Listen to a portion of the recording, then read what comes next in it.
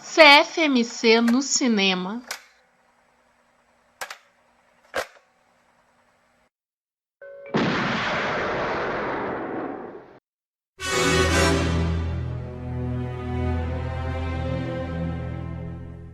Fala galera, estamos começando mais uma edição do CFMC no Cinema, um podcast do site Cultura Pop RQ. Eu sou o Mark. Eu sou a Adri.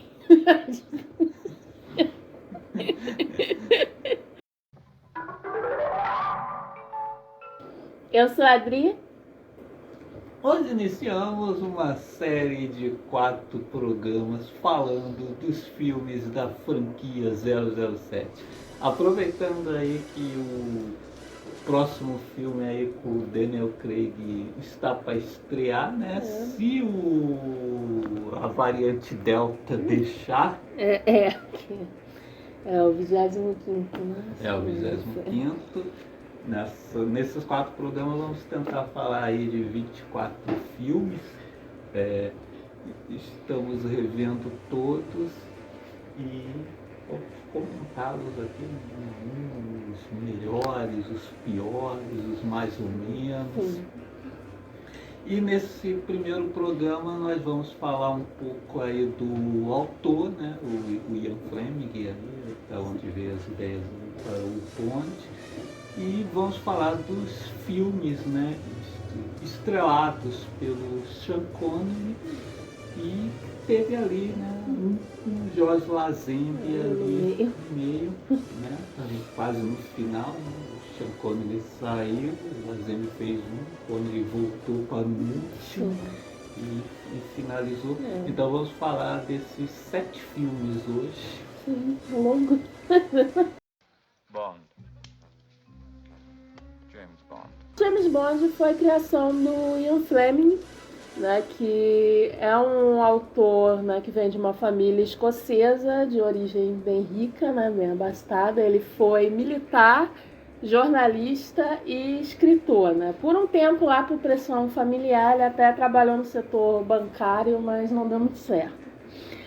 Aí durante a Segunda Guerra, né, ele serviu de assistente do contra-almirante John Harry Godfrey, e aí ele se saiu muito bem, né? Ele trabalhava com a inteligência britânica e tal. Aí tem uma história curiosa aqui, que, né, o Godfrey, né, circulou um memorando lá em 1939, que segundo o historiador Ben Mancitar, não sei se é assim que se fala, mas enfim, o Ben, né, historiador, ele diz que esse memorando, na verdade, tem várias marcas registradas já do tenente-comandante Ian Fleming, né, porque o memorando era sobre a importância de enganar e confundir os inimigos do eixo, né, e dava umas ideias de como plantar documentos falsos, como enganar os alemães e mandar para campos minados, né.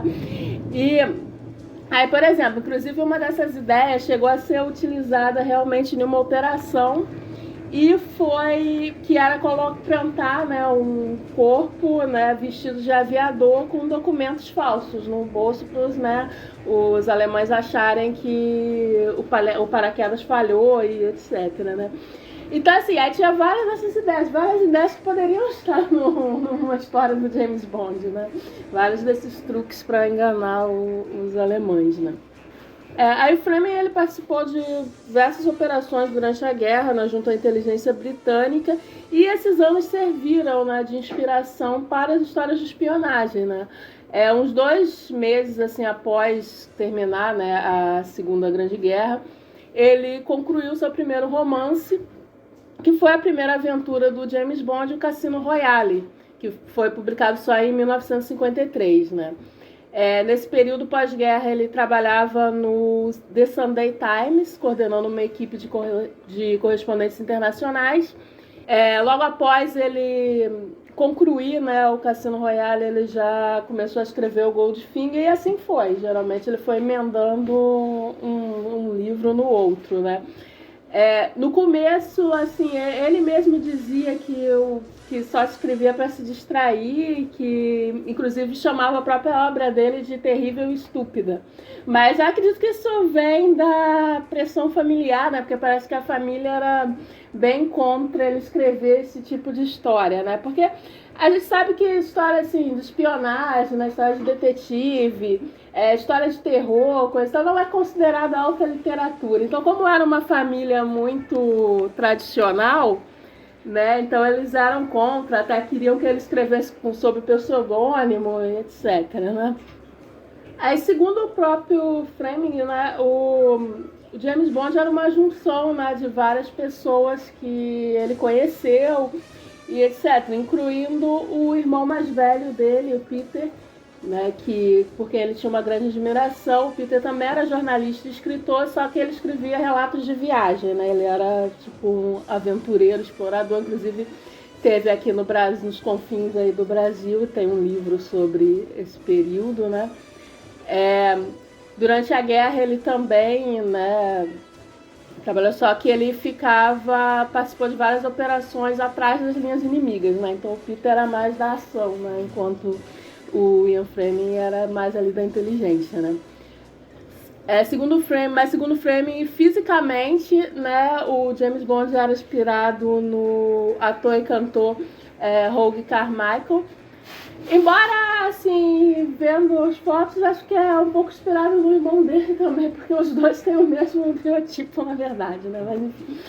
Mas teve outras inspirações em outros agentes, por exemplo, um agente que ele conheceu enquanto esquiava, outro que só usava terno sob medida, e um membro da inteligência que dirigia um Rolls Royce, enfim. Foi um pouquinho de várias pessoas que ele conheceu e juntando. Inclusive, ele realmente usava muito da experiência dele na inteligência e as pessoas que ele conheceu, que inclusive alguns nomes de personagens, né, eram realmente nomes de alguns amigos, ou até algumas inimizades também que ele tinha e tal. Nomes que parecem inventados, mas parece que não, existiam mesmo. Goldfinger, Scaramanga, realmente eram nomes de pessoas. Igual Barizon. É igual Barizon. A gente pensa que eu jurava que Barizon era um nome inventado, mas aí vi uma entrevista do Bruno Sutter dizendo que foi mesmo o nome de um amigo, sobrenome de um amigo dele. Aí, exatamente. Inclusive, o Goldfinger parece que era de um cara que ele não gostava mesmo. Então, aí os 5 primeiros romances do Fleming, né, foram até bem aceitos pela crítica, mas ali, mais pelo final dos anos 50, começaram a surgir, assim, os críticos mais ferozes, né, que não gostavam da obra dele, né, que diziam que os livros não demonstravam nenhuma ética e eram cheios de referências a sadomasoquistas e voyeuristas. Mas, enfim. Aí o 6º livro, aí começa meio aquele efeito manada, né, tipo um crítico fez uma crítica bem, né, agressiva, aí outros começam a aparecer. Aí o 6º livro, que foi o Dr. No, já foi mal recebido pelas críticas. E pelo que eu vi, bem nessa linha assim, moralistas críticas, né? Mas, por outro lado, né, os livros sempre venderam muito bem, né? Já vendia muito bem, mas aí nos anos 60 aumentou mais ainda porque a revista Life listou o From Russia with Love como um dos livros preferidos do John Kennedy. Aí que bombou mesmo. E em 1961 ele vendeu os direitos, né, cinematográficos do James Bond para o produtor Harry Saltzman, exceto Cassino Royale, né, que já tinha sido vendido antes, né, e ganhou, né, uma adaptação paródia ali em 1967, né, com o David Niven, Peter Sellers e a Ursula Andress, né, que também está no Dr. No. Mas aí em 1962, né, o Dr. No estreou com Sean Connery e é interessante porque acabou deixando seus reflexos também nos livros, né, porque o James Bond meio que mudou um pouquinho ali a partir do, né, Só Se Vive Duas Vezes, que foi o primeiro romance que ele escreveu logo após a estreia do Dr. No. Aí o James Bond ele ganha assim, antepassados escoceses, que é uma coisa que não tinha, né, porque o Sean Connery é escocês, e um senso de humor que não tinha assim nas histórias anteriores, né? O James Bond era um tipo mais sério e tal, né? Então é interessante que teve esse reflexo, né?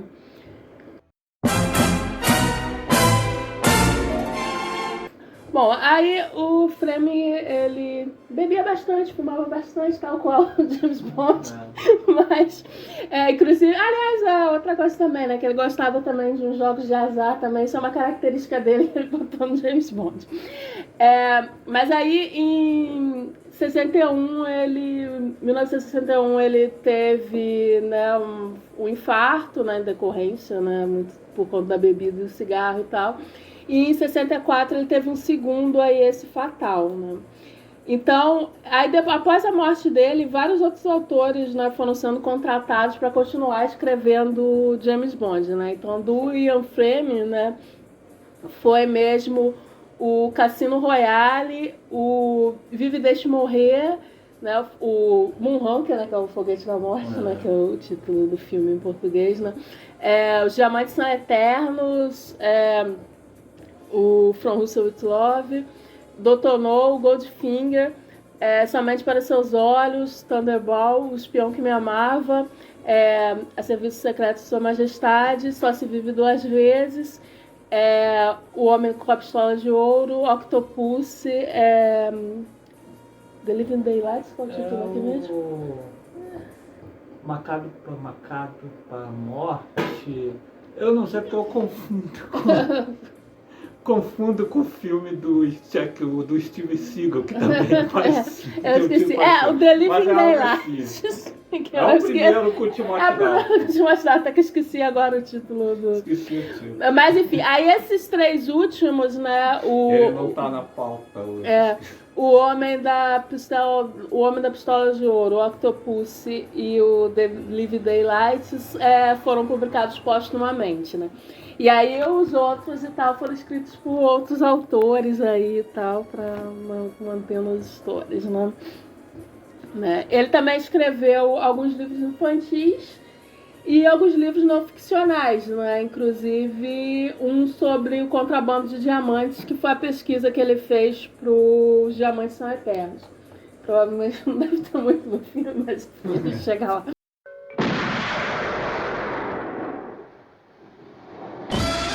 Filme do 007 foram produzidos pelo Albert Broccoli e o Harry Saltzman.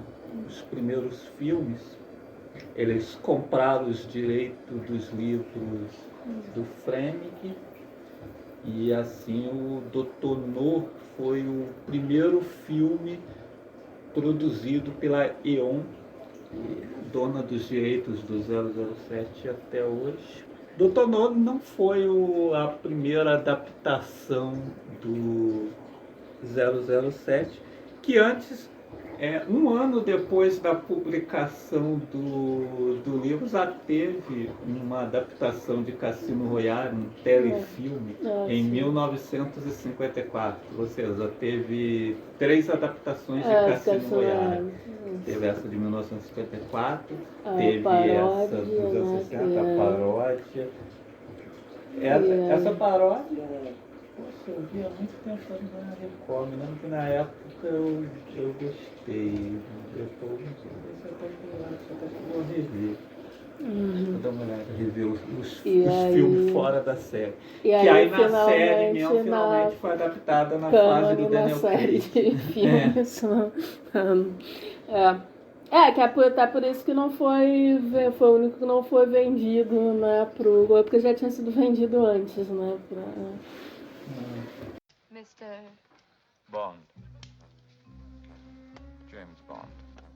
Então, em 1962, começa a franquia clássica, né? Com o primeiro filme, o Dr. No, que aqui no Brasil virou 007 contra o satânico aqui no Dr. Brasil era sempre 007 contra alguma coisa, né? Às vezes, inclusive, eles erram um pouco, né? Sim. Nos títulos. E aí ainda ganhou um satânico. Nossa, mas é muito exagerado. E nem tem satanismo, não. Bastava um 007 contra o Dr. No, então alguma outra coisa, né? Sei lá. Nos anos 60 também tinha esses tipos. Então, o 007 contra o maléfico Dr. No, o diabólico Dr. No. Agora o satânico foi mais porque não tinha satanismo. Então, foi bem fora da ossada do Dr. No. É. A direção do primeiro filme ficou a cargo do Terence Young, que vai voltar em outros depois. Assim, na minha opinião, é um dos melhores diretores da série, porque os 3 filmes que ele dirigiu é tudo na mesma linha mesmo, sabe? Não, ele foi o que não varia muito, sabe? Sim, ele foi o que conseguiu ser mais estável, assim, né? Porque eu acho que é aquela história, né? O 007, eu acho que os produtores devem meter muito BD, devem se prometer muito. Então, assim, tem outros diretores que fazem um filme muito bom, mas aí já tem um filme mais ou menos depois, e aí depois outro muito bom, e assim vai, né? É meio irregular, né? Tem uns que fazem um filmaço, aí depois um caidaço, ou o contrário, faz um caído, aí depois faz um filmaço, aí você como assim? Aí eu acho que é esse o problema. Eu acho que os produtores devem se intrometer demais, aí muita coisa deve mudar e tal, e os diretores com certeza não têm o controle assim do 100% do filme. O Dr. No é o primeiro filme, né? É um orçamento baixo ainda. Não tem ainda aquelas grandes cenas de ação que a gente vai se acostumar, né? Sim. A ver no filme. Havia até uma regrinha básica dos filmes do Bond, né? Depois passa a ter muito aquelas aberturas escalafobéticas. Sim, essa é a abertura com algumas cenas de ação assim, mais exagerada. E aí o final também com uma grande sequência de ação e tal. Aqui não, né? Aqui o filme abre com aquela abertura clássica do bonde caminhando e atirando para a terra. Aí entra o tema clássico, né? Instrumental do bonde, que aqui não temos. Não tem a música, ainda não começou a parada da música tema, né? E aí depois entra, né, uma batida lá, né? Que o filme se passa na Jamaica. Sim. O Dr. No também não é uma história de origem, né? Apesar de ser o primeiro filme com Bond, aqui já começa tudo pronto. James Bond está estabelecido, né? Primeira vez que acho que eles vão fazer esse negócio. A primeira vez que eles fazem esse negócio de origem de James Bond, que tem até umas coisas que eu não gosto muito, é com o Daniel Craig, né? E no Cassino Royale, ok, né? Mas depois em Skyfall começam a exagerar. Já tem umas paradas lá que eu não concordo, mas enfim. Mas quando a gente chegar lá, a gente comenta mais. As características do Bond que já aparecem aqui é o lance do drink, né? Sim, Já aparece batido não nesse- mexido. Exatamente. Já tem ele nos jogos de Sim, cassino. isso também. Aí temos as Bond Girls, né? A primeira Bond Girl, inclusive, não é a Ursula Andress, que entra só na metade do filme, Miss, Trench. Sylvia Trench. mas a Eunice Gason, que faz até uma personagem interessantinha lá, que é até meio diferente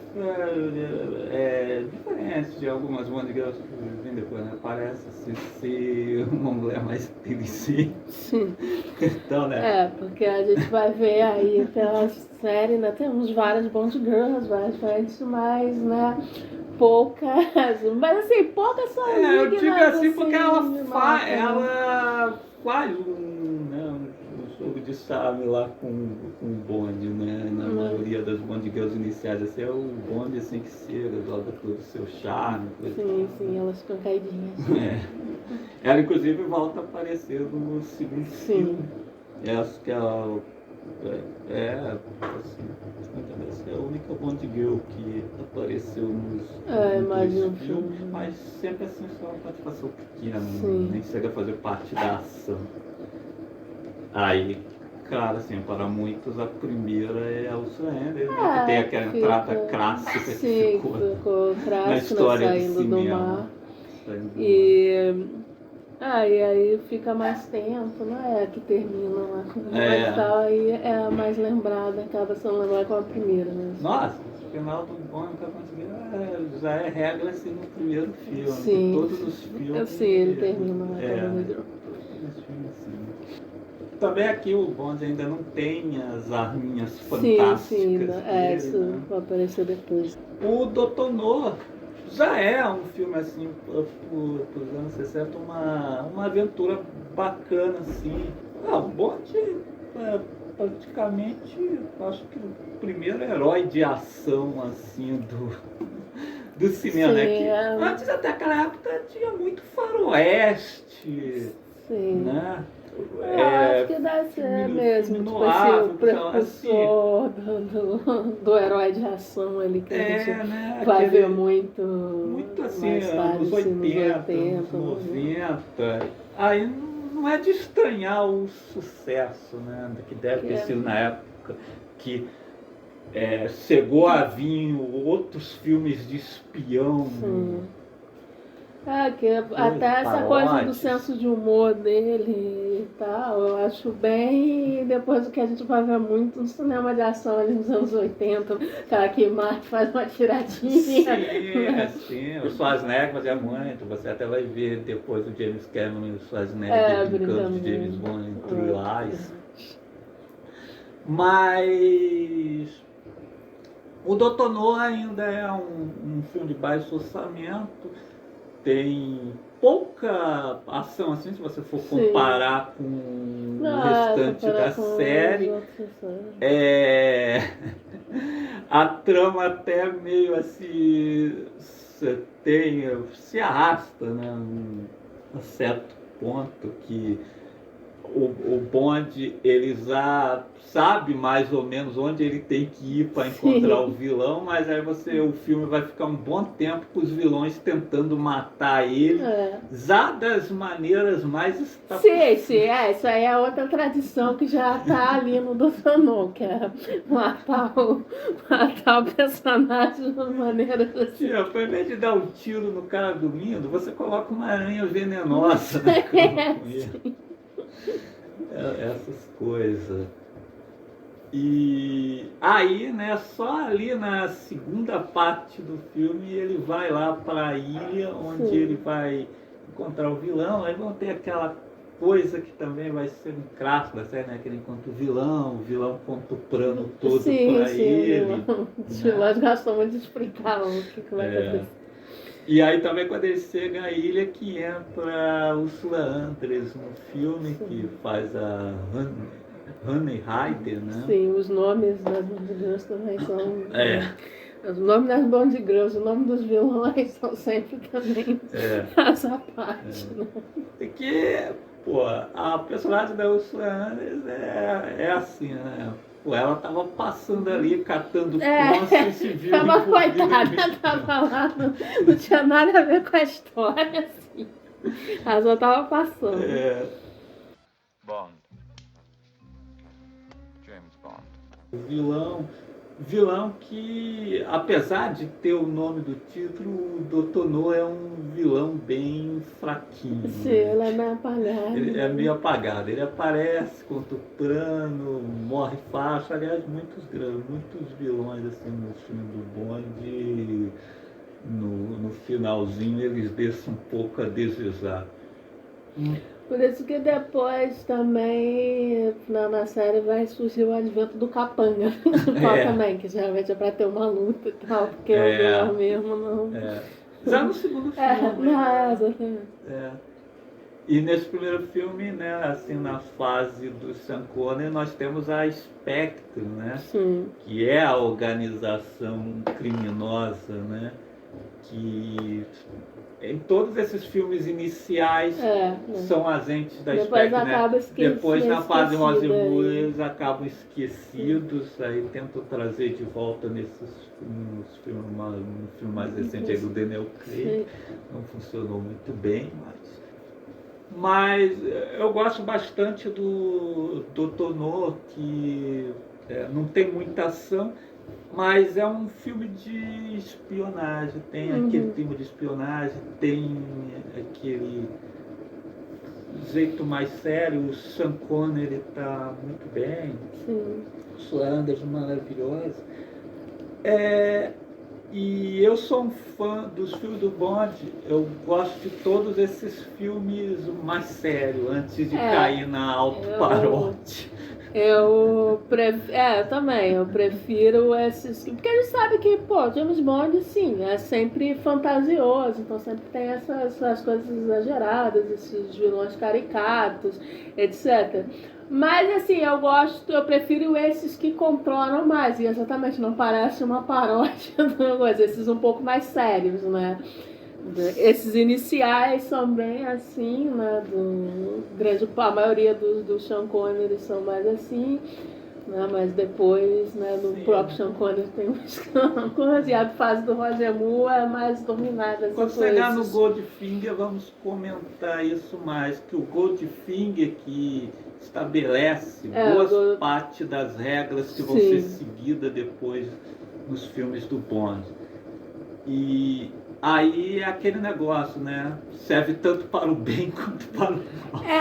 Porque assim, ele estabelece muitas coisas, mas aí depois você vai ver uns que até seguem, mas de uma maneira assim, muito comédia, assim, muito exagerada.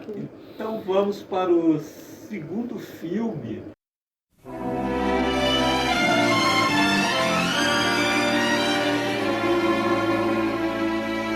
From Russia with love.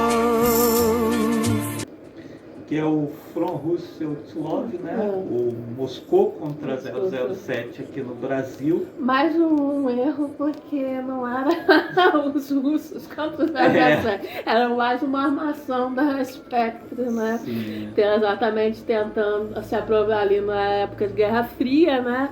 Tentando exatamente jogar a Rússia, né, Estados Unidos contra aí aqui no Brasil. Eu só vejo isso interessante, né, nos primeiros filmes do Bond, que tinha esse lance da Guerra Fria e tal, assim, mas com a Spectre, né, eles não colocavam assim, o governo russo como vilão, né? É uma organização criminosa. Isso é bacana, né? Mas isso foi até uma coisa que o Humberto Eco, né, ele fez uma estruturalista, né? Ele fez uma análise estruturalista, né, das histórias do James Bond, né? E aí ele falava muito isso, né? Que os vilões geralmente viam, né, dessas áreas, né, do leste europeu, né? Coisa e tal, né? Só que aí tem esse detalhe que tem, como tem a Spectre, então não fica tão uma coisa, nossa, os russos são os russos são sempre os vilões do filme, né?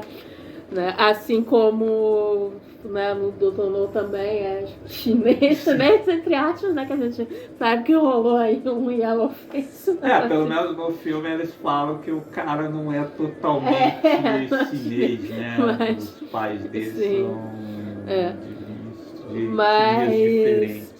Mas enfim, mas aí tem aquela coisa, é a Spectre, não é a China, né? A China não é o inimigo, a Rússia não é exatamente o inimigo, né? E eu acho que... não fica aquela coisa do outro governo sim, maléfico. outro governo é mau, né? Não tem isso. O que rola é essas paradas, tretas diplomáticas, né? Como essa, mas é aquele negócio, né? Também envolvendo o governo dos Estados Unidos, o próprio governo da Inglaterra e tá assim, não é uma coisa tipo os russos malvadões, né? Em Moscou contra 07 temos novamente a direção do Terence Young, o roteiro, esqueci de falar, mas desde o primeiro filme é do Richard Menbaum, aqui com a Johanna Raoud, que também escreveu no primeiro filme. E na trilha sonora entra o John Barry, que vai fazer a trilha sonora de vários Bonds daqui para frente. Ainda não temos, né, a música de abertura. Né? Não.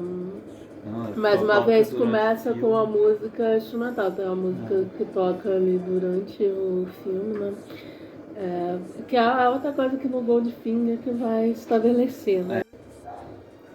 O Moscou contra 07 já tem um orçamento bem maior que o do primeiro filme, então ele já tem cenas mais espetaculares e também o filme já tem, né, vilões mais interessantes. Temos novamente a Spectre, aqui nós já temos um vilão interpretado pelo Robert Shaw, que é o Capitão Quint, né, no Tubarão, Spielberg.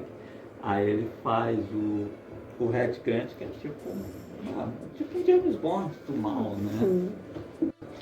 Temos algumas outras características que vão se repetir nos próximos filmes da saga, né? Aqui nós temos um vilão que vai ser uma ameaça em combate corporal para o Bond.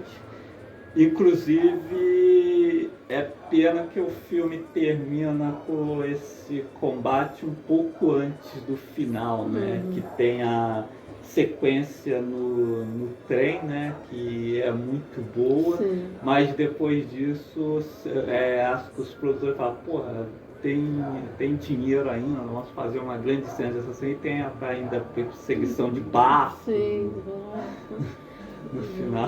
De carro, de bicicleta, não. Quase isso. Outra coisa também que nesse filme que começa é quando você pensa que o filme está acabando, ainda tem, né, o vilão, tem uma ameaça no final. Vilão, né? ainda dando uma última cartada desesperada. Antes isso vai acontecer finais, bastante em vários outros. Em vários outros. Aqui ainda de uma forma bacana, em outros não tanto.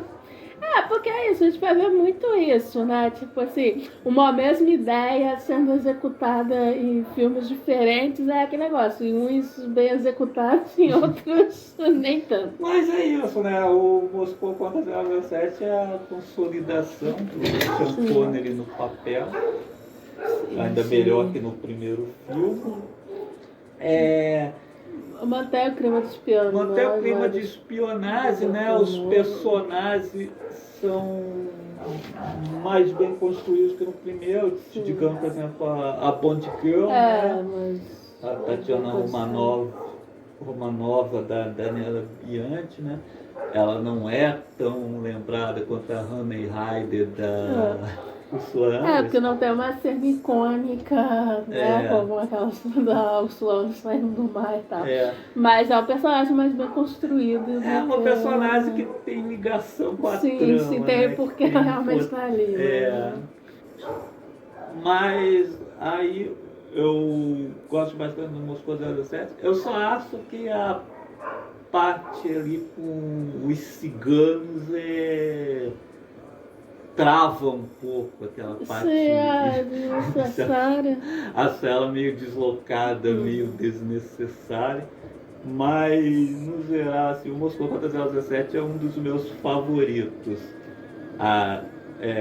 Fazendo um ranking dos filmes, o Moscou contra 017 é o meu segundo favorito. Exatamente, eu gosto mais dele do que do Goldfinger, exatamente porque eu gosto muito do clima de espionagem que tem nele, né? E que em Goldfinger passa a ser mais mesmo um filme de ação. Goldfinger, ele marca assim, mais essa passagem para ser mais voltado para ação do que propriamente para espionagem, né? E que aí que é como a gente falou, né? Outros vão seguir essa mesma linha muito bem e outros nem tanto vão perder um pouco a mão aí. Né? Aqui em Moscou contra 07, por exemplo, a cena dentro do trem, né, o embate dele com o Red Grant, é um tipo de coisa que você não vai ver mais durante a série. Essa coisa mesmo de, né, pelo menos por um período do filme, né, restringir a um único espaço, né, que, um clima de suspense. Né, é um negócio que você não vai ver nos outros. Né? E, pô, aí acho que nem em outros filmes de trem de Hollywood, que, por exemplo, aqui nós temos um filme que tem uma ação dentro do trem entre dois personagens e ninguém sobe em cima do trem. É verdade, ninguém sobe. Brigar. Isso é um milagre.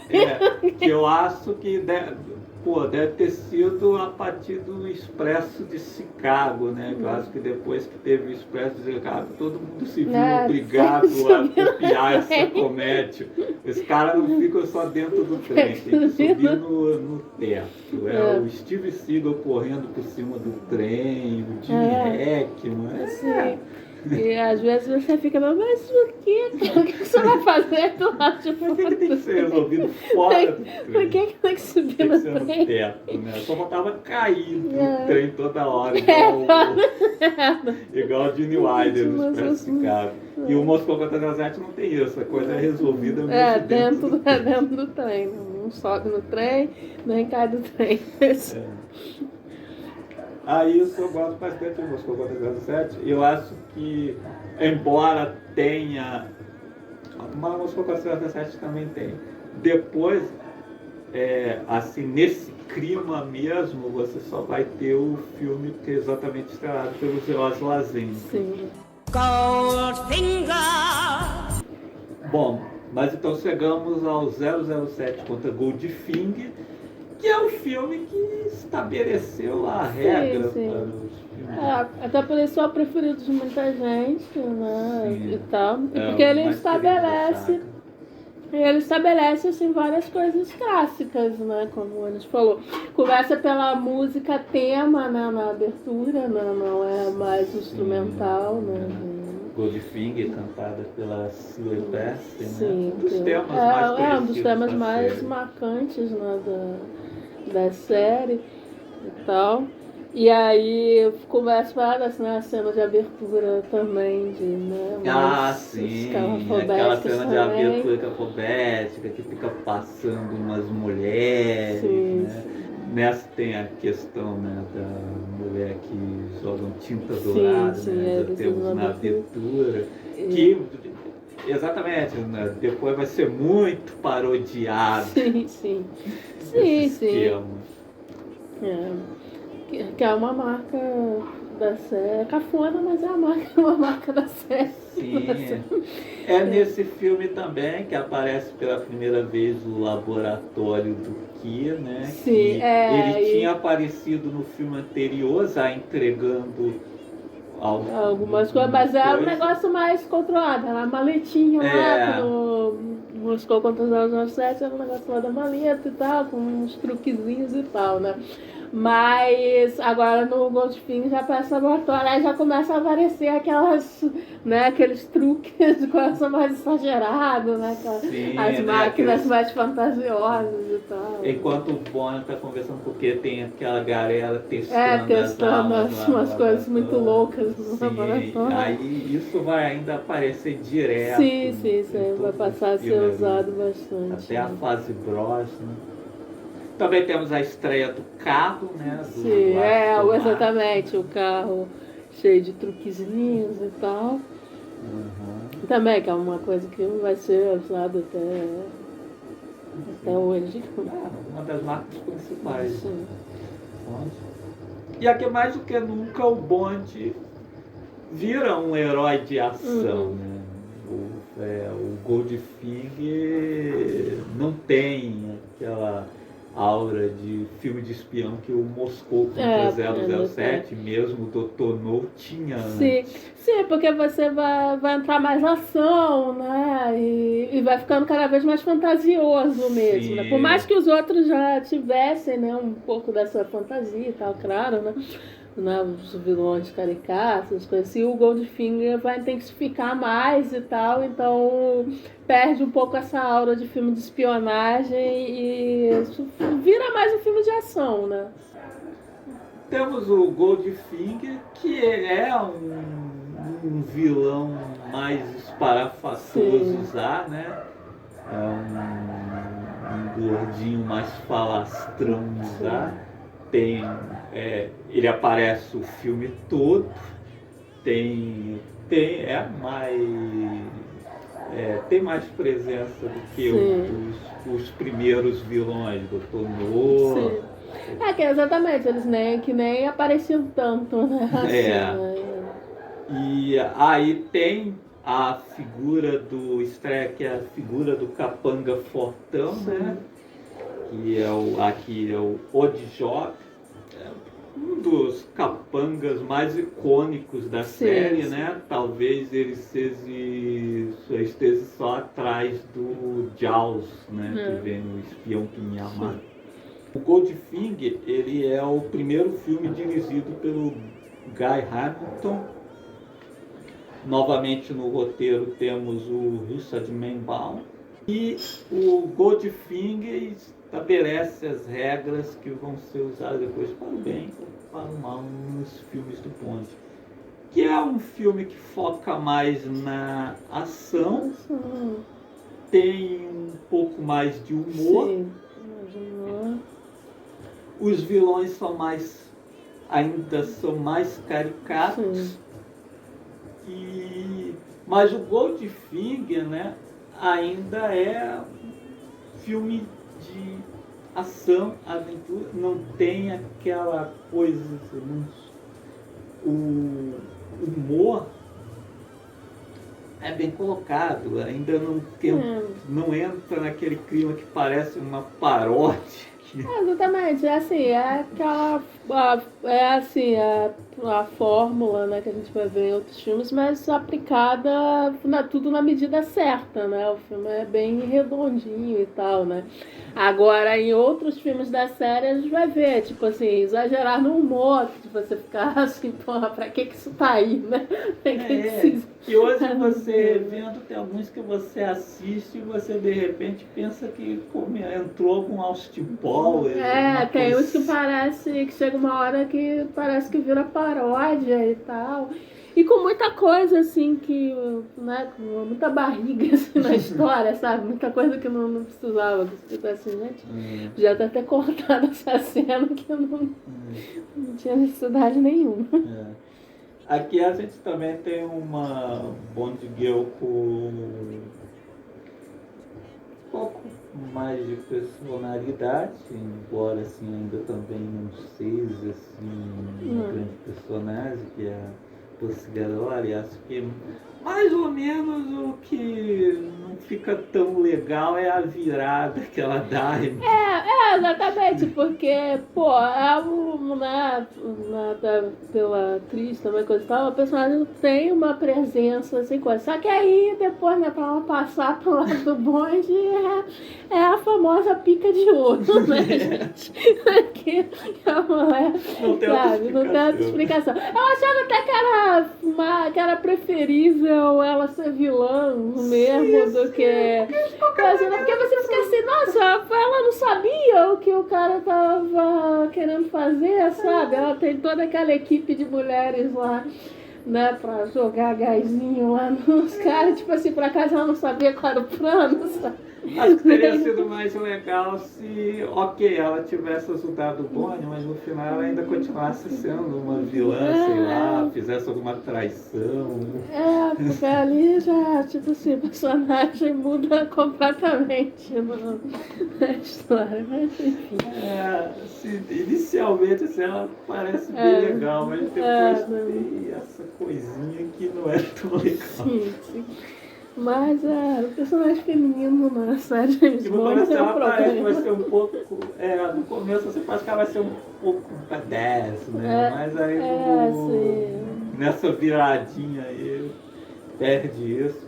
E aí a gente só vai ver mesmo o personagem assim depois, ali pela fase do Timothy Dalton, Que tipo do assim, Peixe é Próximo. vilão, tu nasce vilão. Porque isso é uma coisa assim, né? E no início, eles parece que não coisa muito, assim, ter o personagem feminino que é vilã mesmo. Não, ou você tem a Bond Girl boazinha, ou você tem a Bond Girl vilã mesmo, que vai se regenera, que vai morrer ali, Sim. uma coisa e tal. Tipo assim, mas a gente não tem assim uma Bond Girl heroína, sabe? Tipo, por exemplo, a Pussy entra assim como vilã e depois ela já dá. Já apaixonada pelo apaixonada pelo Bond, ele já regenera. Assim no começo você não tem personagens como a personagem da Michelle Yeoh. Que exatamente, que era uma agente, né, coisa e tal. Ou a Sophie Masson, coisa que é vilã mesmo. Vilã mesmo. Que a gente tem as seguidoras de ordem. Sabe, exatamente. Não é ela que maquina, né, a vilania. Mas enfim, mas aí aquela coisa que eu digo, são os anos 60, né? Não, e é isso que eu acho uma das coisas mais bacanas de ver todos os filmes, né, da série James Bond, inclusive como a gente está fazendo agora, que é rever em ordem, você pegar essas coisas da época, né, as mudanças da época, as mudanças na sociedade, aí você vai ver como o próprio James Bond, por mais que conserve, né, a mesma personalidade, né, aquelas características chaves, tá? Você vai ver como o personagem aos poucos vai mudando, né? Pô, no início era bem machistão, assim. Tem uns comentários assim nos filmes que você... Da tapinha, da tapinha na agulhinha das meninas, sabe? Aí umas coisas assim que vai... Os comportamentos que exatamente eram aceitos na época da no próximo filme tem um que, porra. Vou comentar quando você gravar. Aí, mas aos poucos você vai ver umas mudanças, assim, tipo, você vai ver o James Bond realmente se envolvendo emocionalmente com alguém, não só dando os pegas e tal. E aí as Bond Girls vão mudando muito ao longo do coisa, né? Se transformando em personagens com uma participação maior mesmo na história, ganhando mais personalidade, né? Por isso que é interessante, né, acompanhar, ver todos os filmes, né, que dá para identificar umas mudanças sociais também, né, através dos filmes. Assim, né, outra coisa ali também, né, em Goldfinger, que, não sei, né, eles colocam no filme, pra mim fica mal explorado, é que ali no meio do filme eles botam aquela moça, né, que quer vingar a morte da irmã, que foi colocada lá, pintada de ouro ali no início do filme, né.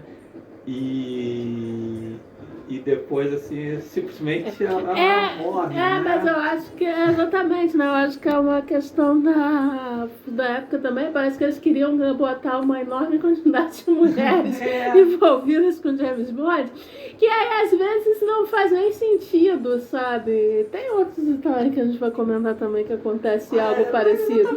Que sabe, tipo assim. Não tem nem romance.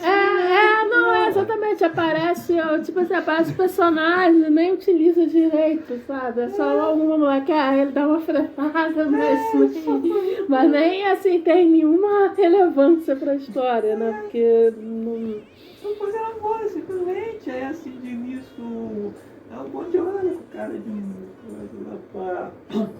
um outro jovem, mas assim, se você for pensar depois, confronto final, coisa isso assim, até esquecido no isso, coisa, né? Tipo assim. Que exatamente, né? Eles fazem isso, né? Eles estão juntando a morta e parece até que ele ficou, né? Bem sentido, né? Com a forma como ela morreu, coisa e tal. Mas depois isso é até esquecido, assim, na trama, né? Nem tem. Né? Isso não é aprofundado, né? Até porque é muito pouco tempo a presença dela no Sim. filme. E até porque tempo, assim, também nesses filmes iniciais também, até o próprio James Bond, ele não é aprofundado em nada assim, né? Você só tem aquele personagem, né? Com aquelas características e tal que os dois, mas você não tem assim um aprofundamento, né? O que torna ele bem bacana, sobretudo o Sean Sim, Connery. sim, o charme do Sean Connery. Qualquer outro intérprete, talvez algum outro intérprete ali que fosse fazer um filme nesse estilo, né? O filme não ficasse tão legal. Porque o personagem não tem profundidade nenhuma, assim, ele se sustenta no carisma, no charme do Sean Connery mesmo. Porque mais tarde, em outros, a gente vai até ver o James Bond ser melhor trabalhado.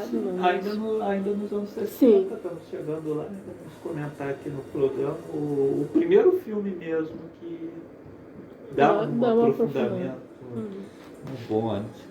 He always runs while others walk.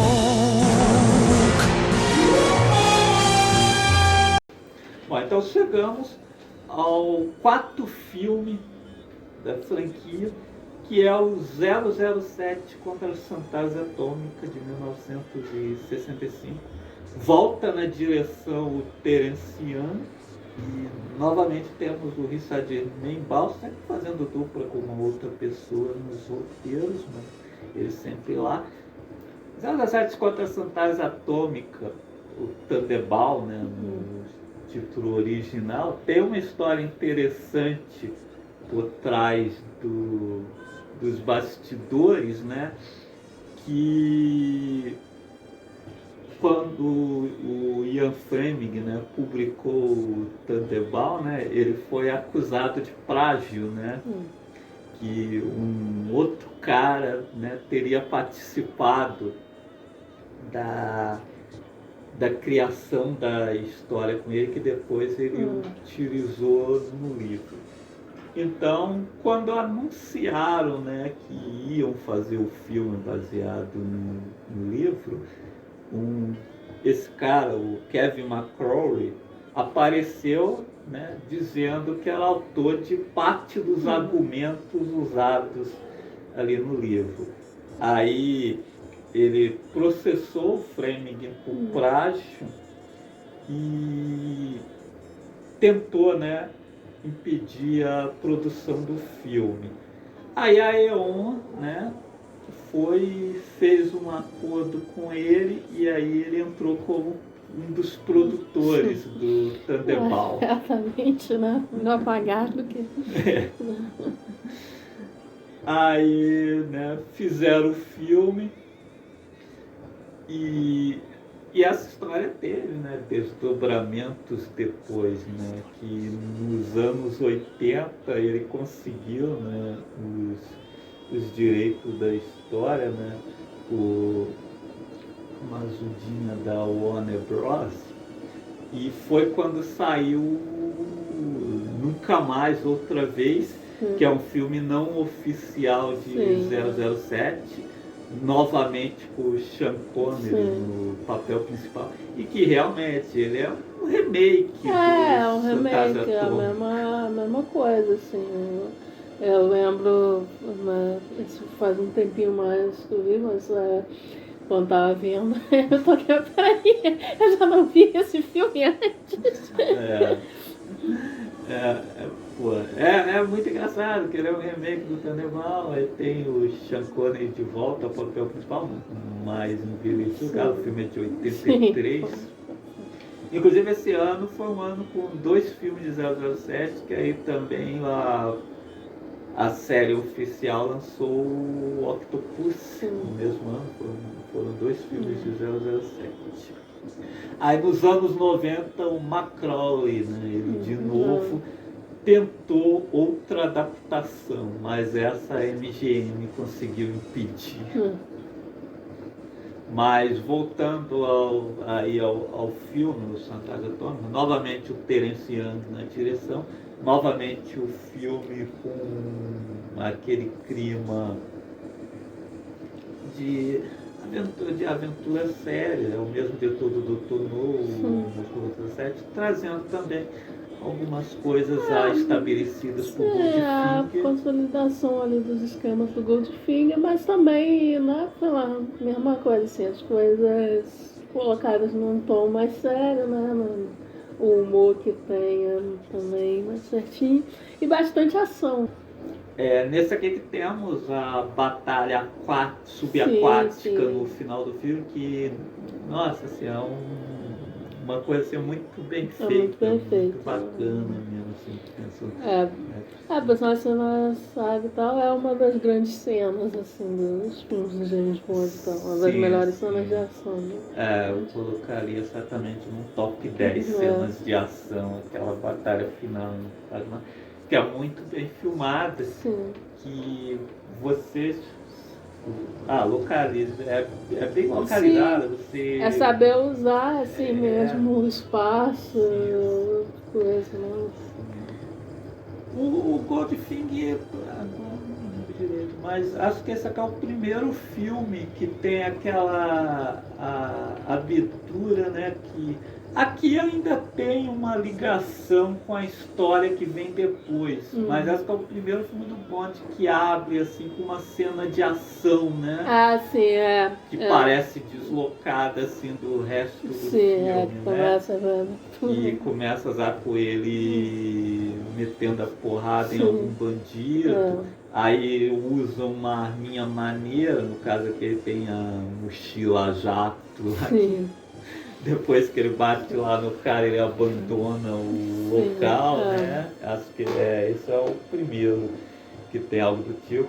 Embora aqui ainda essa abertura vá ter uma relação com o restante da trama depois, né?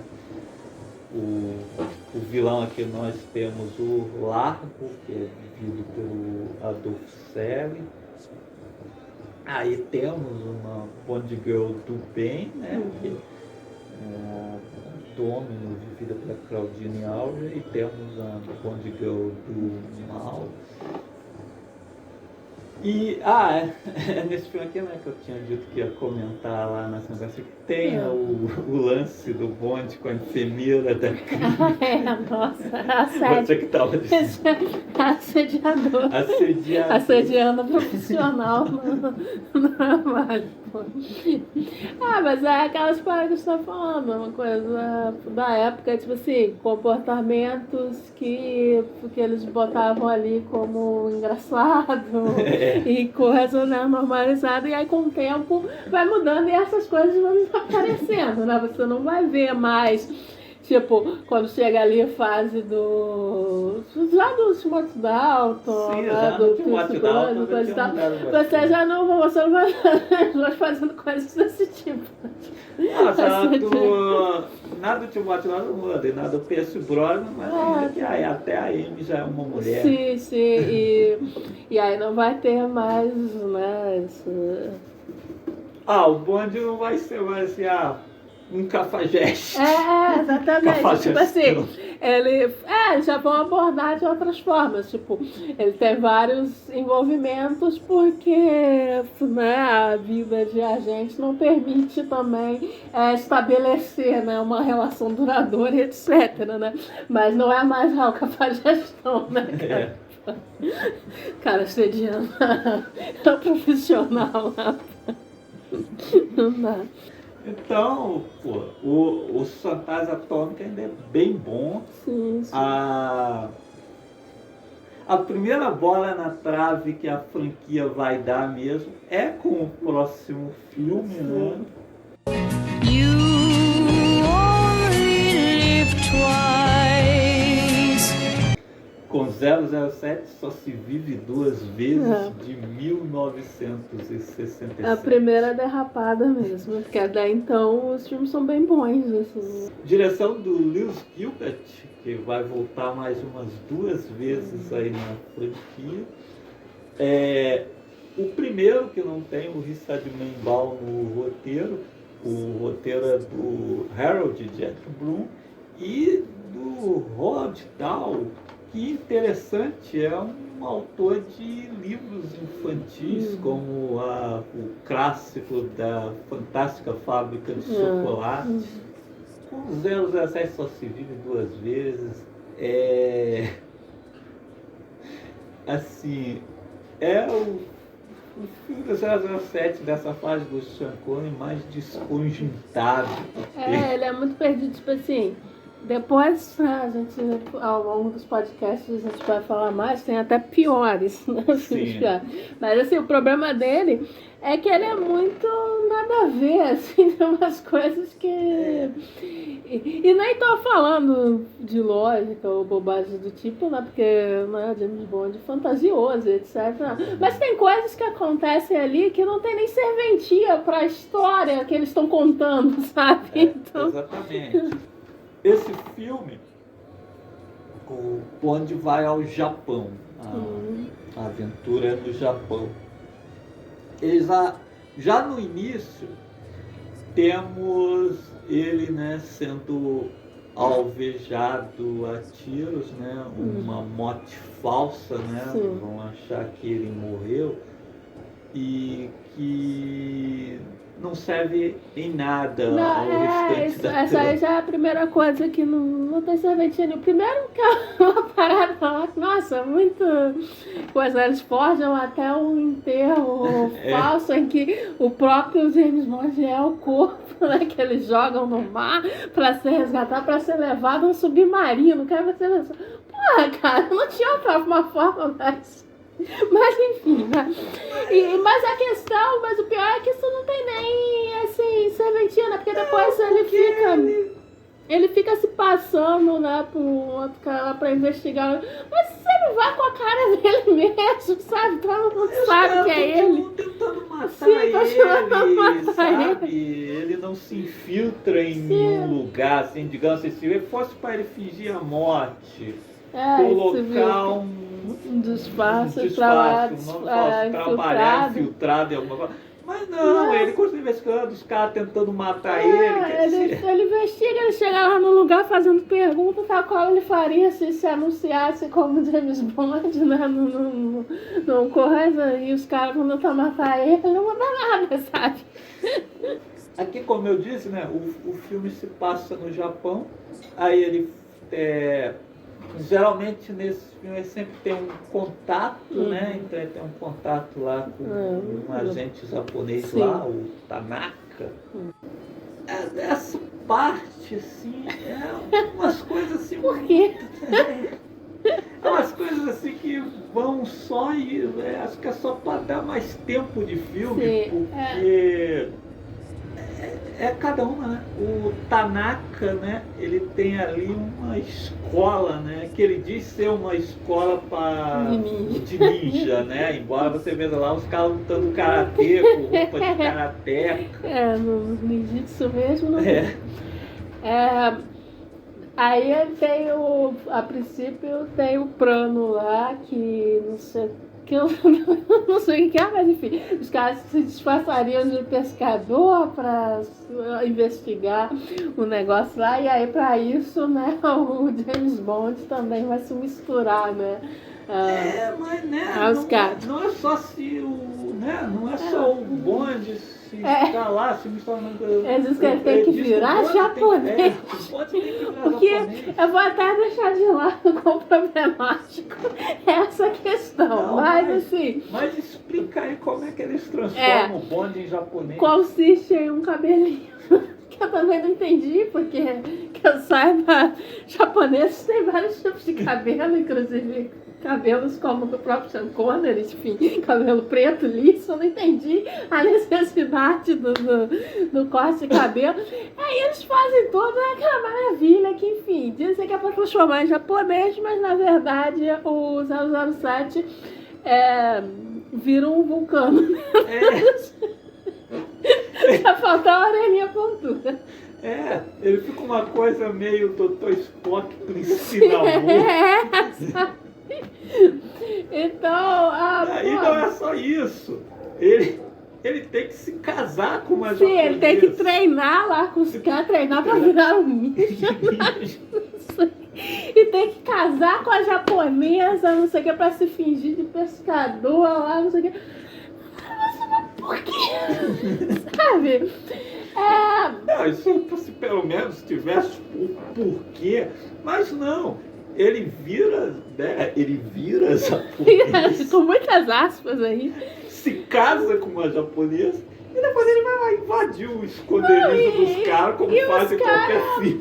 E os caras sabem que, de qualquer forma, que ele tá lá, porque enquanto ele tá lá no treinamento, tentam matar ele umas 2 vezes, né? Com um cara infiltrado lá no treinamento, com uma espada de verdade. A escola de ninja era tão secreta assim que tinha um cara infiltrado lá. E aí tem a gente lá, né, que aparece lá no início, que aí, né, a primeira Bond Girl lá que tá com ele. Que aí eles tentam matar ele com veneno, né? Veneno na linhazinha. Coisa obrigatória que é aquela parada. De Bond ter 2 Bond Girls. Né, que tem essa menina que tá desde o início do filme. Aí vem essa parte do cara tentar matar ele lá dormindo, que, né, novamente, em vez de cegar com uma arma e dar um tiro no cara, não, o cara vem lá veneno de malinha. Você não tem como isso dar errado. Não tem como dar errado, né?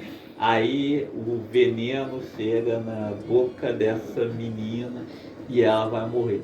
Obviamente, ela morre, porque aí logo depois vai entrar outra Bond Girl com quem ele vai se casar. Que ele tem que Mas teria sido muito mais legal se essa menina que fosse a gente tivesse sido fingido casamento com essa menina. Faria mais sentido, ela já tá lá.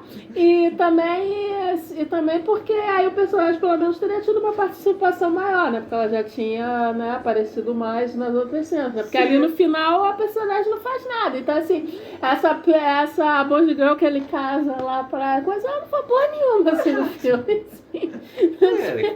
Não tinha razão de ser. Casa com ele, depois os dois chegam lá na ilha, descobrem o lugar de lá, ele manda ela de volta lá pra se encontrar com os caras e depois ele volta lá com os ninjas. Porque esse aqui também é legal. Teve todo esse plano, né? Todo esse plano, o James Bond vai virar japonês. Tem todo esse plano maravilhoso. E pra na hora H chegar, sei lá o que do lançamento do bagulho lá do vilão foi antecipado. Aí acabou, não tem plano, vamos invadir, simplesmente invadir a base, é isso. Não tem disfarce, não tem filtração nenhuma. Aí você fica pensando, nossa, pra que foi toda aquela bobagem ali que a gente assistiu até agora? Essa enrolação. Aquela baboseira toda pra nada. Aí invade com os ninjas. Que é só uns caras com uma roupa cinza lá, que nem roupa de ninja é. Eles podiam pelo menos ter vestido os caras com as roupinhas de ninja, né? Não, né, pô, e é a invasão de todo e qualquer filme, né? Os caras atirando uns contra os outros, aí ali no meio você vê uns malucos ali com espadinha enfrentando os caras com metralhadora.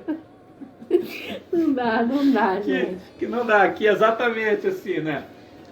Filme com ninja, com lutador, assim, geralmente os bandidos também não usam arma. Porque aí, pô... Operação Dragão com Bruce Lee, American Ninja, a regra é essa. O vilão não vai puxar uma metralhadora se o herói tá ali na mão, ou então com espada, né? E se puxa, ele tem que ter a mira muito ruim, mira. tipo Tojo Ken no final do American Ninja 2. Cara, realmente ele só era bom com espada. Pra tentar atirar, não acertava um. Exatamente. E aí a invasão também, tipo assim, tenta, né, emular de outros filmes, né, como a gente acabou de falar do Thunderball mesmo. Só que é uma sequência de ação bem mais fraca, assim, bem qualquer coisa. Assim. Inclusive o Lewis Gilbert, ele é o diretor do Espião que Me Amava, da fase Roger Moore, que é bem melhor, e tem também uma sequência de invasão bem melhor do que essa aqui. Ele aprendeu com os erros. Mas depois ele volta a errar e dirigiu o Foguete da Morte. E aí que é feio mesmo. Mas enfim. Que também que aí você já vê que é um problema mesmo, que a gente vai chegar lá e falar, né? Mas Foguete da Morte também tem essa característica que já do Só Se Vive Duas Vezes, né? Que é o filme perdido também. Que tem coisa que acontece que você fica, sabe, por que isso tá no filme, sabe? E que esse é o problema. O Só Se Vive Duas Vezes não chega a ser tão ruim e tal, mas é muito perdido, assim, você tá vendo assim, nossa, uma série de coisas que não tinha necessidade nenhuma, sabe? No meu filme a gente tem aquela cena de perseguição aérea, que nem é muito legal, que o chroma key não tá... O chroma key tá bem feio também. Não passa a mesma emoção, tipo a perseguição de barco em Moscou contra 007, ou a briga subaquática no Fantasia Atômica. Bom, esse aqui também o Só Se Vive Duas Vezes, é o primeiro filme que registrar, né, que o Blofeld mostra a cara, né, aqui vivido pelo Donald Pleasence, grande ator aí da franquia Halloween, tantos clássicos aí, Viagem Fantástica. Composição assim bem caricata mesmo, do vilão, né? Alisando aquele gato no horário que rouba a cena. Sim, o gatinho ele rouba a cena, uma graça. Eu gosto muito quando começa tudo a explodir, ele se esconde atrás do pé do capanga, mostrando que o capanga na real devia ser gente boa, porque o gato foi se proteger. Ele só pula do colo do dono de Pleasence, vai pro colo do gato, vai pra trás do cano. Mas é isso, assim, o 007 Só Se Vive Duas Vezes é aquele 007 que, tipo, se a pessoa assiste esses filmes mais recentes do 007, quer conhecer os filmes do Sean Connery, não indico para começar por esse aqui. Não, eu recomendo os anteriores e tal, é uma boa, mas não comece por esse. Para assistir esse você já tem que estar assim, com mais experiência na série, tá? Porque senão vai ver esse aí e achar que toda essa palhaçada. O Só Se Vive Duas Vezes também marcou a primeira despedida de 3 despedidas do Sean Connery do personagem, né? Sim, porque depois disso aí ele falou, não, agora chega. Mas aí depois veio uma maleta de dinheiro maior ainda, e aí ele volta. Ele anunciou que Só Se Vive Duas Vezes seria o último filme dele na franquia e não voltou no próximo. Sim. Que, aliás, né, lamento, porque pulou simplesmente aquele que para mim é o melhor filme dessa fase inicial de James Bond. Possivelmente o melhor filme da franquia, né? Eu acho que... Vamos estar aí analisando todos os tem filmes mais da franquia, filme aí pra... Tem outros muito bons, assim... Assim como tem dessa fase anterior do Sean Connery, tem uns muito bons. Eu sei que depois tem outros que eu gosto bastante, né? Do Roger Moore tem alguns que eu gosto mais. Eu gosto bastante do Timothy Dalton. O Pierce Brosnan também tem muito boas coisas e tal. Mas assim, pelo menos o que eu me lembre, ainda falta rever, então, mas que eu me lembro, acho que é assim o melhor da franquia. Que briguem com a gente. Que eu sei que não é exatamente o mais querido da franquia, mas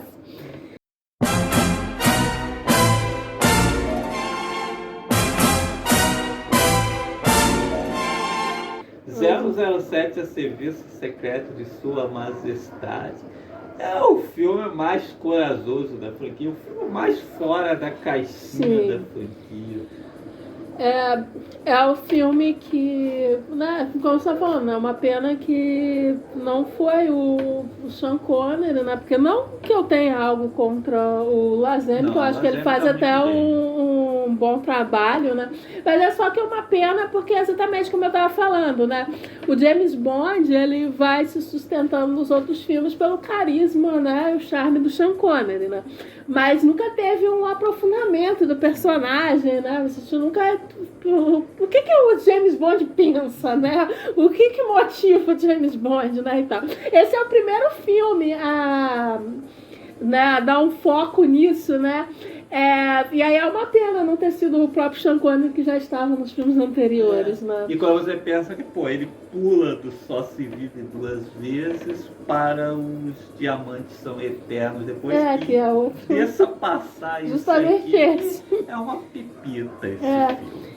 007 a Serviço Secreto de Sua Majestade, de 1969, é dirigido pelo Peter Hunt, que infelizmente só dirigiu esse filme. Esse aqui foi o único que ele dirigiu. Não foi muito bem, né? Ele trabalhou na edição dos outros filmes. E de volta ao roteiro temos o Richard Membal novamente, ficou de fora do Só Se Vive Duas Vezes. Bom, o 007 Serviço Secreto de Sua Majestade é o filme do 007 de um filme só, né? O George Lazenby, né? O Sean Connery anunciou que não ia voltar nesse, então escolheram um novo Bond, escolheram ele em um comercial de chocolate. As Vezes a Sua Majestade é inclusive o primeiro filme dele. Ele antes trabalhava ali como modelo, né? O Lazenby é australiano. O 007 a Serviço Secreto de Sua Majestade, ele vem muito assim no clima dos primeiros filmes, né? Do Moscou contra 007. Ele meio que tenta reviver, tanto que ele até começa diferente, né? Ele começa com um tema instrumental, né? E não com a música tema, né? Não, ele tem uma música cantada pelo Louis Armstrong, mas que no meio vai do ser filme. tema romântico. Na verdade o tema romântico de casal, né? Que aqui nós temos personagens bem construídos, inclusive a Bond Girl. Sim, a primeira Bond Girl realmente bem construída, né? Do coisa, né? Exatamente. Inclusive ela vai aparecendo durante o filme todo, né? Também. Sim. Tem até outros personagens e tal que ele se envolve e tal, mas tem essa Bond Girl principal que vai ficar aparecendo o filme todo, né? O que é um negócio diferente. Sim, diferente, que nos outros filmes a gente tem algumas que aparecem aparece no início, aí some, ou morre, final, qualquer coisa do tipo, e aí tem a do final, que vai ficar no final, mas que geralmente exatamente aparece no meio do filme e tal. Que o Bond, aqui ele está investigando aí qual vai ser a próxima armação do Blofeld, né? Aí ele precisa tirar informação de um chefão, né? Conhecido ali, né? O Draco, né? E acontece que o Draco é pai, né? Da Bond Girl principal do filme, a Teresa, né? Condessa. Teresa de Penzl, que ele chama de Terry, né, carinhosamente. E que ele já havia conhecido no início exatamente. do filme. Ele conhece logo no início, né? Ela tá tentando se matar, né? E ele impede. Ele impede aquele começo típico dos filmes do Bond, mas aí já começa a mas aí diferença. já é a diferença mesmo. Que ela pega o carro, larga ele, Sim, né? sim. Inclusive ele fala, né, que isso não aconteceu. Tem até uma brincadeira que isso não acontece com outro cara. E realmente assim, uma coisa que não acontece com o Sean Connery nos outros filmes. E que, pô, é bem legal que já nesse início do filme, para começar, o Bond já tem outra cara, né? Sim. Agora o George Lazenby. E né, o filme começa assim, de um jeito diferente dos anteriores. Então o Bond vai atrás desse cara para conseguir informação. E esse cara, então, ele tá querendo casar. Ele tá querendo se livrar do problema. Que a filha problema. Ela é meio problemática, né? Exatamente, né? Teve um suicídio, então ele acha que o que vai dar jeito no ninho é casar. Então a proposta dele é que ele vai passar a informação, né, e tal, em troca do Bond ali, pelo menos fazer umas tentativas de namorar ali a moça e tal. Mas é isso que acaba tendo mesmo uma aproximação do Bond com a Condessa, né? Eles acabam se envolvendo romanticamente assim no início do filme, tem até, né, tocando aí a música do Zé. Tudo romantiquinho. Tudo muito bem e tal. Tudo muito bem. Isso tudo na primeira metade do filme, e aí depois ela some um pouquinho e entramos naquela parte de investigação que desce o filme novamente mesmo com aquele ar de espionagem que tinha ali em Moscou contra 007. Que tem a cena lá do Bond entrando no escritório do camarada que tem ligações com o Blofeld, tirando cópias de documentos. E aí... Uma cena muito bem orquestrada, né? Que tem o cara lá, o outro agente lá na obra do Draco passando, né? A copiadora para ele. E aí ele vai se passar por um historiador lá, né, que vai investigar a árvore genealógica lá do Feld, né? É aí que ele vai se infiltrar ali na organização do Blofeld. Beleza, né? O Bond está disfarçado mesmo, não usa o próprio nome dele. Sim, mas não precisou se transformar em japonês ou nenhuma outra nacionalidade. O Blofeld tem ali uma clínica ali supostamente uma clínica que trata de alergias e etc. E ali, na verdade, ele está preparando um plano diabólico ali envolvendo as clientes, que são todas mulheres, que continua sendo o fraco do Bond. Sim. É aí que ele vai se entregar. Mas falando do Blofeld, né? O Blofeld é aquele vivido por outro famoso ator, né? Que é o Telly Savalas. E ele é careca também, como o dono do Presença. É uma composição de personagens totalmente diferente, né? Sim. Que mais voltado para ação, né? Dessa vez o Blofeld dá para brigar lá com o Bond, né? Porque inclusive dizem, né, que o dono de Presença ele não colocaria ele de volta no papel exatamente porque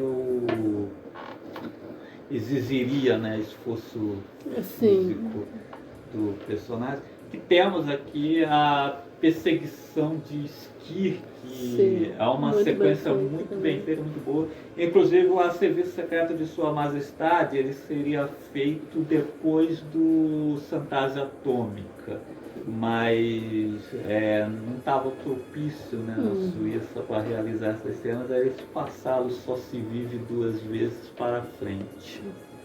E aí, né, quando você esquece quando você está mais ou menos esquecendo dessa personagem da Condessa, né, vivida pela Diana Rigg, a gente Sim. esqueceu de comentar. Ela volta num momento interessante do Bond, né, que o Bond já foi descoberto, está sendo perseguido pelos criminosos e assim, é um clima diferente dos outros filmes, né? Que tá numa coisa mesmo do Bond fugir deles e se esconder, Sim, sabe? sim. Sob o perigo de ser morto. Sim, Você sabe? Uma sensação de perigo mesmo que é uma coisa que você não vê nos outros muito em filmes. nos outros filmes. Assim. Realmente, essa construção de Bond a gente vai ver só mais tarde também nos filmes do Timothy Eu acho Dalton. do Timothy Dalton bem parecidos. Tipo assim, não é aquele James Bond imbatível, sabe? Que na verdade, por mais que tenha as situações lá com o vilão, não tem essa sensação de perigo, né, realmente. E aí depois também com o Daniel Craig. Sim, também. Que é aquela coisa...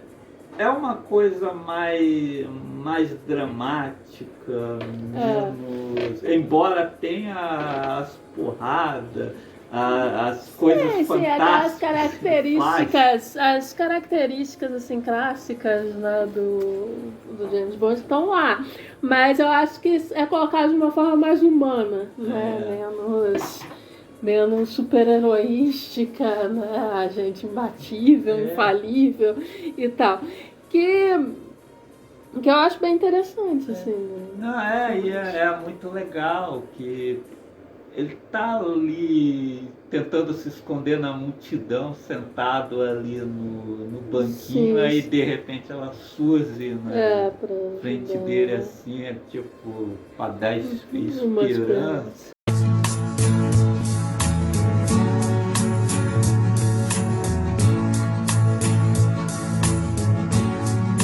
Aí os dois juntos novamente são pegos, né?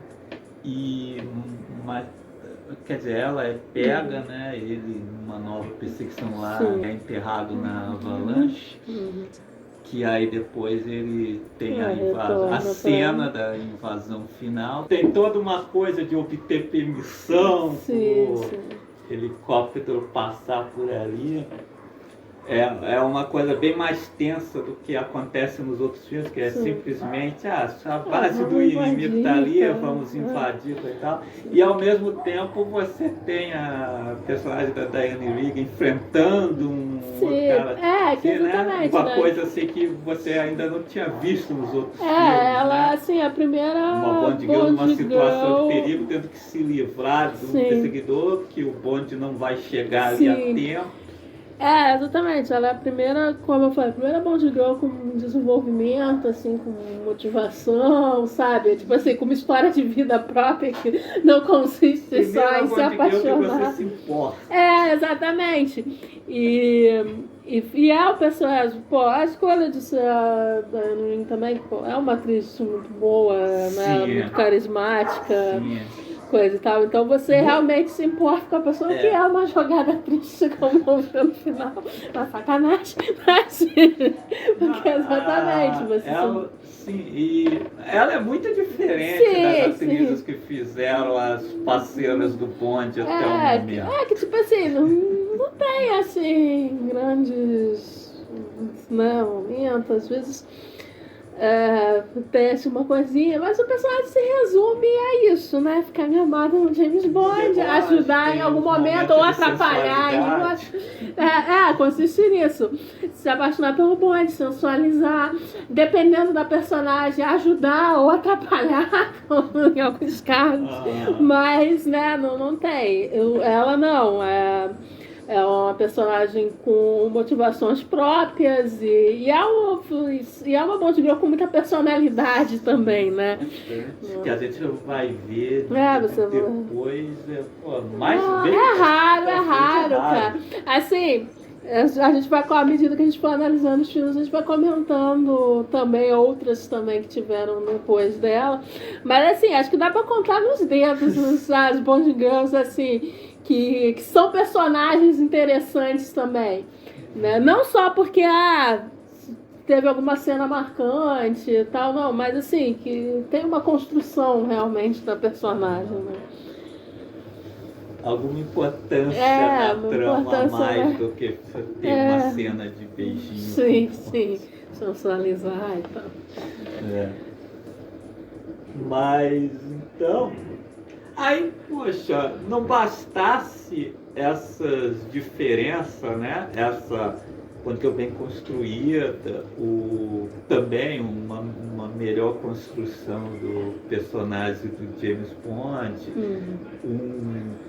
um vilão um pouco caricato e a ação assim bem boa, digamos assim que a ação em 007, a Serviço da Sua Majestade, é bem... Sim. As brigas do Bond com sei lá, né? O Jorge cai de soco assim em cima dos caras. É um pouco mais realista, digamos assim. A montagem, a direção do Peter Hunt consegue diferenciá-la ali em relação aos outros filmes. Fica uma coisa sempre uma Missão Impossível mesmo, né? Que tem uma fantasia, mas tem aquela... Tem um lado sério, tem um lado mais dramático e a ação também é mais séria. Sim, eu acho que tem... O Eternante do Tom Cruise também tem muito desse bonde do lazinho. Sim, que também as pessoas, por um lado, é um fodão gostar, mas ao mesmo tempo, por mais que você saiba que sempre vai conseguir, né, a missão nunca é realmente impossível, né? Isso resolve. Mas assim, não é um personagem que parece indestrutível, super heroístico, né? Que as coisas parecem que se resolvem facilmente, né? Aí sempre tem uma mulher forte com quem ele se envolve mesmo, né? Mas aí não bastasse isso, o filme ainda encerra com sangue de ouro, que é um filme do James Bond que... Nossa, sim. Termina na deprê. Termina na deprê mesmo, sabe? Nem os filmes do Daniel Craig tem essa coragem. termina dessa forma. Mesmo o Cassino Royale, que poderia ter terminado dessa forma, mas dá um jeito de terminar com... Pelo menos com alguma coisa se resolver. O Bond se casa com a Teresa e depois temos um final trágico. Nossa, não tem final igual na série. Não, ele eu tá fico lá. imaginando o pessoal na época que assistiu ninguém tava esperando. E aí assiste esse exatamente. Eu acho que o pessoal não estava preparado e é por isso que o filme foi mal recebido. Até hoje eu vejo gente falar que eu mesmo vi a gente dizer que o Azeno pior de 007, não sei o quê. Tinha essa história aí também, sinceramente. E eu acho que tem muito a ver com isso. As pessoas não estavam preparadas para a fase mais humana, mais frágil do James Bond, né? Que aí... eu fico... Nossa, eu fico até triste depois quando eu vou e vejo os diamantes. Depois. O que poderia ter sido essa fase? Se eles mantessem a mesma linha, né? Se eles mantessem a mesma linha. Porque exatamente, né? Não só, né, a gente tem o final trágico, né? Que, pô, tá tudo bem, ele se casa, coisa e tal, e aí o cara vai lá e mata a esposa, né? Mas não tem, assim, a resolução naquele filme, tipo assim, não vai... ele vai levantar ali e vai se vingar naquele momento mesmo e tal. Não, ele fica lá no carro em o filme choque. quebra isso. É por isso que... ele tá do lado Sim. de fora do carro, aí os caras passam atirando, Atirando. né? O Brofeld e a capanga dele lá. Sim. Aí ele ainda tem aquela reação de é o Brofeld, vamos atrás sim. dele. Mas aí ele quando ele vê que ela tá morta, ele fica em choque, né? O que é totalmente inesperado, assim, pro público, com certeza.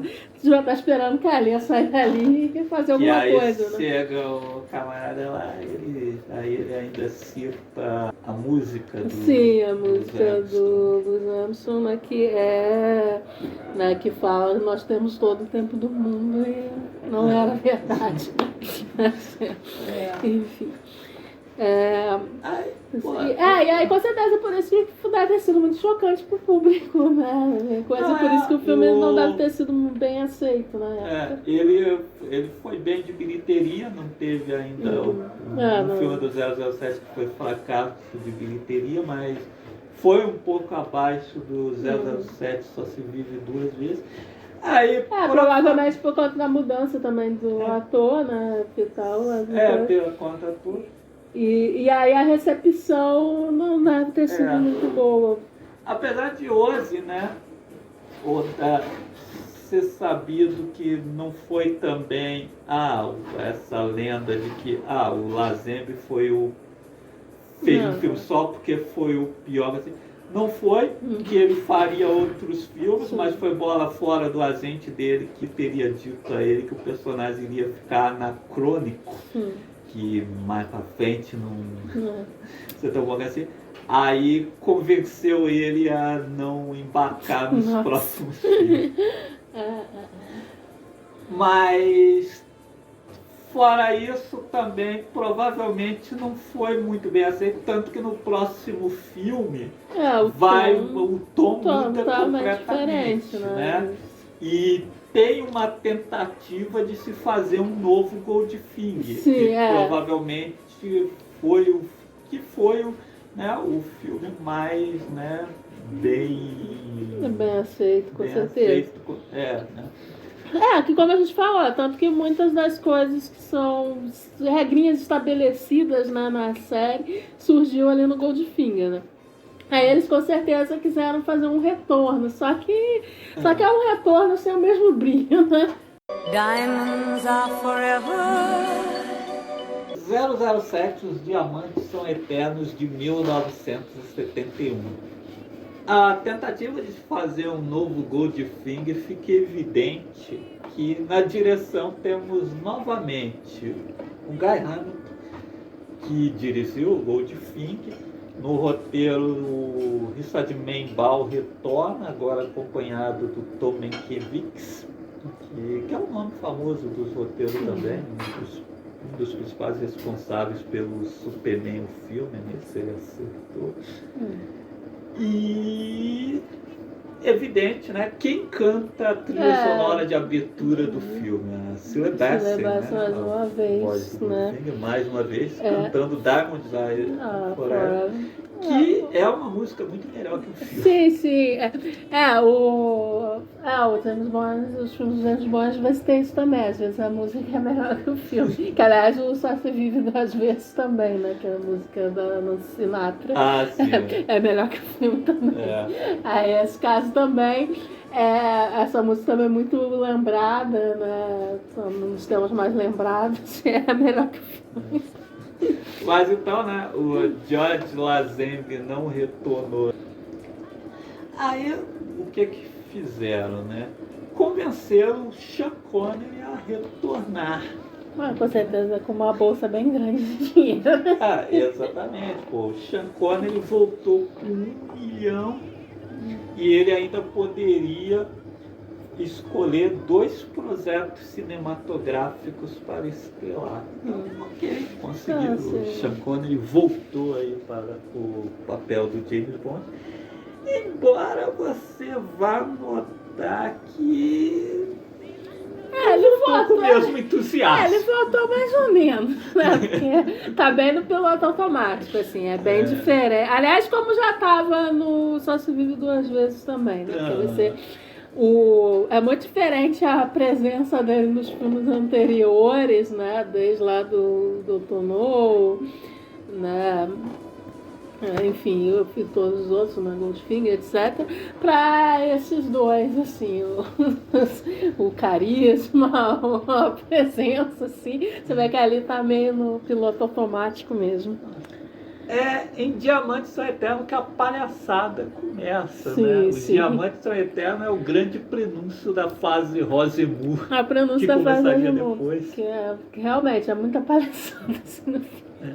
Não, o comecinho, ele até é legal, né? Que tá o James Bond parece com sangue nos olhos, né? Tá lá batendo nos caras, ameaçando enforcar uma menina com biquíni para conseguir informação do Brofeld. Que aí você até pensa assim, né? Que é por causa do final anterior, né? Anterior. Mas não que o final do 007 a serviço de Sua Majestade voltar a ser citado na franquia. No filme do Roger Moore, se eu não me engano, é no comecinho de Somente para os Seus Olhos, de uma forma meio boba até, mas também no filme do Timothy Dalton. Acho que no segundo. Mas nesse aqui. Inclusive perderam uma oportunidade de fazer um filme do 007 Em Busca de Vingança, que é o que eles vão fazendo com o Timothy Dalton, né, nesse segundo filme, né, que está ali com a vingança mesmo. Mas aí perderam essa oportunidade, porque eles nem citam a esposa. E aí depois, usam isso, né? Ele tá lá em busca de informação, só que sangue nos olhos, mas só ali no início, porque aí depois passa a abertura, vira o de sempre, assim. Sim, é o de sempre bem pior. É o de sempre em uma versão com muito menos brilho, né? Sim, aqui o filme começa a parecer uma paródia da série. Sim, tem umas coisas assim. Seria mais exagerado depois ali na fase do Roger Moore. Sim, tem muitos assim, mas aí já tem umas coisas. É tipo ratoeira no bolso. Personagens que a gente, porra, que é isso, né? É a perseguição de motoquinhas engraçadas com carro no deserto. Aquela dupla de assassinos lá. Nossa, horrorosa. Insuportáveis. Aqueles dois são dois insuportáveis, porque é como eu disse, né, que eles ficam matando gente o filme inteiro, fazem várias tentativas frustradas com Bond, que é certo que em todos os filmes do James Bond, em vez de matar o cara, os vilões fazem aquelas armadilhas, mas aqui de uma forma sensacional. Muito besta. Tem cada uma, assim. Aquela que enterram ele no meio dentro do oleoduto, né? Mas coisas, nossa, pra quê? Por que não dá o tiro no cara? E aí, exatamente, né? E aí tem uma série de coisas que eles começam, mas parece que não sabem como resolver, né?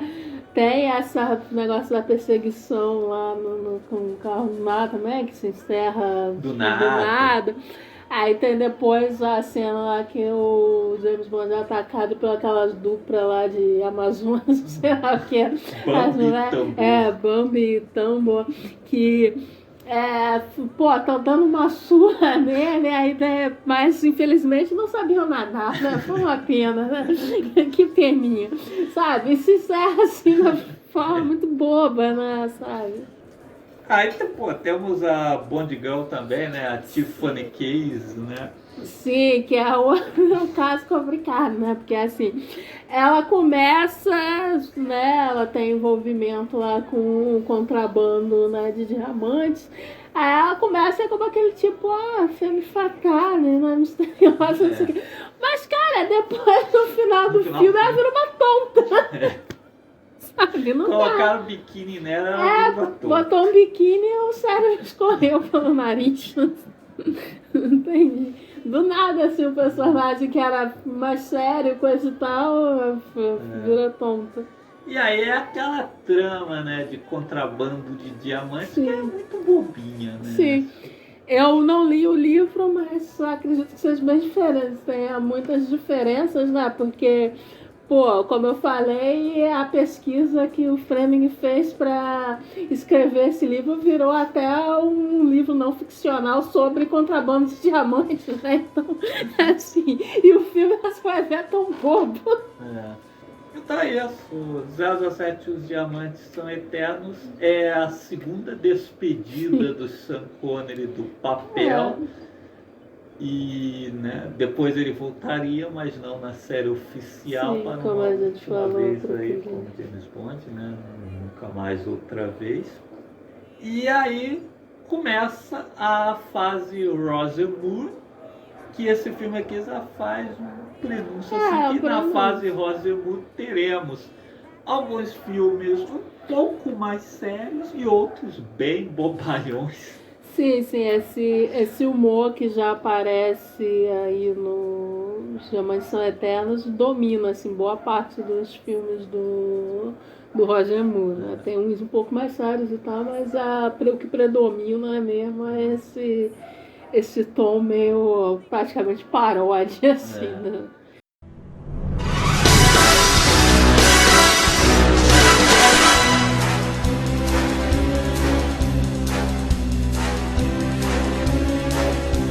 Mas então esse é assunto para o próximo episódio, onde vamos falar dos 7 filmes estrelados por Roger Moore. Próximo programa é só Roger Moore, Só porque Roger Moore. Roger Moore foi o ator que mais fez filmes. Sim, o Connery só empatou com ele por causa desse fora da Que é série fora da oficial. série. Dentro da série oficial, ele é o com mais filmes. Encerramos por aqui. Até o próximo episódio. Tchauzinho. Fui.